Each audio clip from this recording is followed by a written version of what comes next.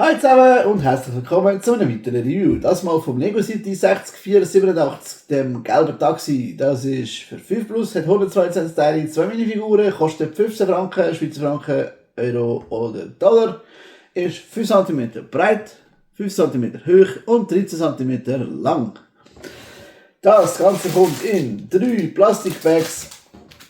Hat eine Anleitung mit 118 Seiten ohne Bauschritte. Wie immer, Lego Bilder App kann man machen zum Bauen. Es hat 3 Extra-Teile und kommt natürlich in dieser Kiste. Und jetzt zum Modell selber.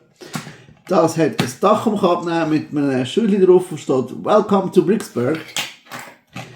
Hat hinten einen Kofferraum mit einem Laptop und einem Koffer, wo da Platz haben. So. Haben eine Passagierin, muss das wird sie in die Ferien gebracht werden.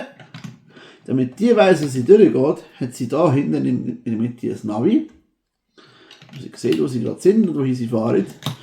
Damit die auch vorwärts kommt, hat sie natürlich einen Fahrer mit einer coolen Kappe. Und damit die ganzen 2 Leute hier ein bisschen umweltfreundlich unterwegs sind, ist das ein Elektro-Taxi.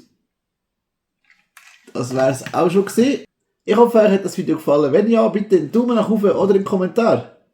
Bitte das auch mit Kollegen und Freunden teilen, damit wir ein bisschen mehr Reichweite haben.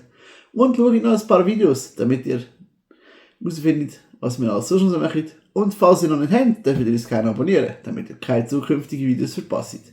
So oder so hoffe ich, ihr habt viel Spaß gehabt und wir sehen uns nächstes Mal wieder. Ciao zusammen!